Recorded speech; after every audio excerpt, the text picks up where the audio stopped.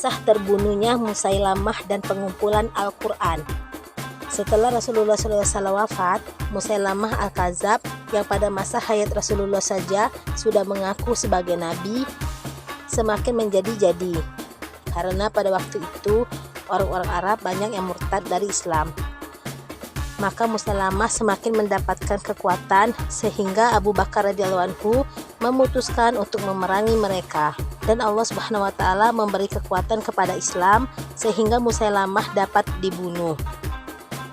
Namun pada pertempuran itu sebagian besar sahabat yang syahid adalah para hafiz Al-Quran. Umar bin Khattab radhiyallahu anhu berkata kepada Amirul Mukminin Abu Bakar radhiyallahu anhu, dalam pertempuran itu banyak qori yang syahid. Aku khawatir jika ada pertempuran lagi maka akan semakin banyak qori yang mati syahid, dan dikhawatirkan akan banyak bagian Al-Quran yang hilang. Untuk itu sebaiknya Al-Quran ditulis di suatu tempat agar selamat dan terjaga. Abu Bakar radhiyallahu anhu berkata, bagaimana aku berani mengerjakan sesuatu yang tidak pernah dikerjakan oleh Rasulullah SAW. Namun Umar radhiyallahu anhu terus mendesaknya dan menyampaikan pentingnya pengumpulan Al-Quran. Akhirnya Abu Bakar radhiyallahu anhu menyetujui usul Umar radhiyallahu anhu itu. Maka dipanggillah Zaid bin Sabit radhiyallahu anhu. Zaid radhiyallahu anhu bercerita, suatu ketika aku sedang bersama Abu Bakar, lalu datanglah Umar. Kemudian Zaid radhiyallahu anhu menceritakan pembicaraan antara Abu Bakar dengan Umar radhiyallahu anhu. Setelah pembicaraan itu, Abu Bakar radhiyallahu anhu memanggilku dan berkata, engkau seorang pemuda yang cerdas, orang-orang sangat mempercayaimu dan tidak ada yang berprasangka buruk terhadapmu. Selain itu, engkau termasuk penulis wahyu pada zaman Rasulullah SAW. Oleh sebab itu, kumpulkanlah Al-Quran yang ada pada orang-orang dan tulislah di suatu tempat. Zaid radhiyallahu anhu berkata, demi Allah, seandainya aku diperintahkan memindahkan sebuah gunung dari suatu tempat ke tempat lain, ini lebih mudah bagiku daripada harus mengumpulkan Al-Quran.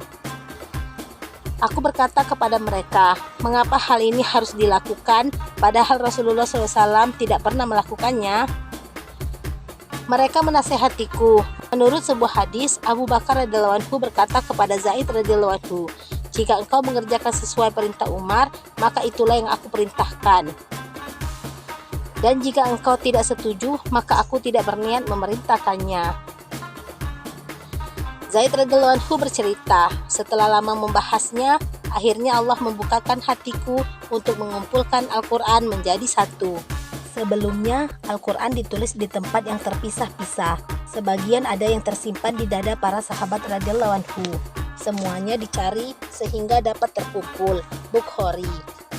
Dalam kisah ini dapat kita ketahui tentang ketaatan para sahabat radhiyallahu anhu kepada Rasulullah SAW. Lebih mudah bagi mereka untuk memindahkan gunung daripada harus melakukan sesuatu yang tidak pernah dilakukan oleh Nabi SAW. Apalagi mengumpulkan Al-Quran sebagai dasar agama.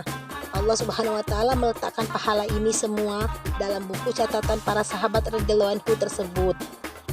Zaid radhiyallahu anhu dengan penuh kehati-hatian telah mengumpulkan Al-Quran sehingga tidak mengambil ayat yang tidak tertulis. Dia hanya mengumpulkan dari catatan-catatan yang telah ditulis pada masa Nabi SAW masih hidup. Kemudian dicocokkan dengan Al-Quran yang ada di dalam dada para sahabat yang mereka hafal. Untuk mengumpulkannya diperlukan usaha yang sangat gigih, karena ayat-ayat Al-Quran telah ditulis di tempat yang berbeda. Namun alhamdulillah semuanya dapat dikumpulkan.